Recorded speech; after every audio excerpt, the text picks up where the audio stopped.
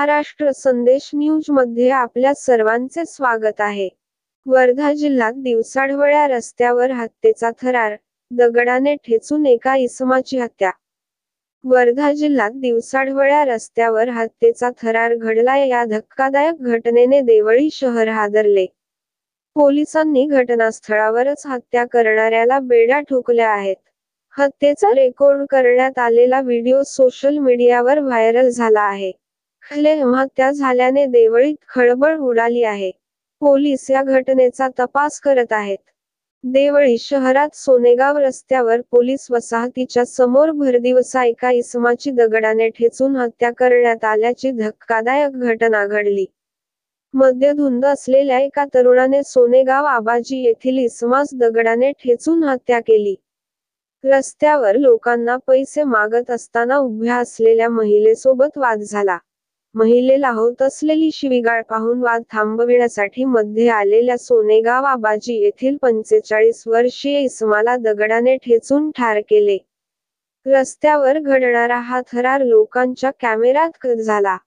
हत्या झालेल्या मृत व्यक्तीचे नाव विनोद डोमाजी भरणे असे असून त्याचे वय 45 वर्ष इतके आहे. आरोपी करण मोहिते हा तरुण देवळी येथील राहणारा आहे. सोनेगाव येथील विनोद डोमाजी भरणे हे काही कामासाठी देवळी येथे आले होते.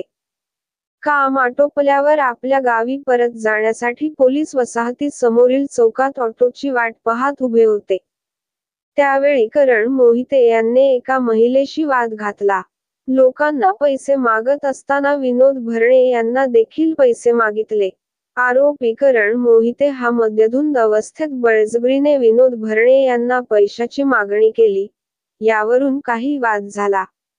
विनोद भरणे हे पायदळ गावाकडे निघाले असता करण मोहिते यांनी मागून जाऊन विनोद मोहिते यांच्या डोक्यावर मोठा दगड मारला. विनोद भरणे हे खाली पडताच त्याच्या डोक्यावर करण मोहिते यांनी वारंवार दगडाने हल्ला केला. त्यामुळे विनोद भरणे यांचा जागीच मृत्यू झालाय. दिवसाढवळ्या लोकांच्या समोर क्रूरपणे हत्या करण्यात आली होती. यामध्ये एक महिला जखमी झाली असून मीरा शालिक मून असे या महिलेचे नाव असल्याचे कळते. सुनीता वसंतराव ठाकरे या महिलेला हे सर्व हृदयविकारक दृश्य पाहून चक्कर आली. त्या बेशुद्ध झाल्या. त्यामुळे तिला शासकीय रुग्णालयात दाखल करण्यात आले. पोलिसांनी आरोपीला घटनास्थळीच अटक केली.